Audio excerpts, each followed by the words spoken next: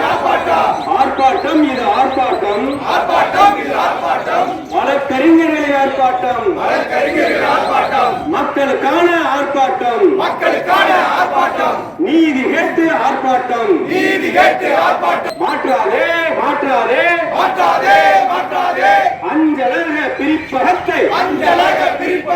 மாற்றாதே கையில்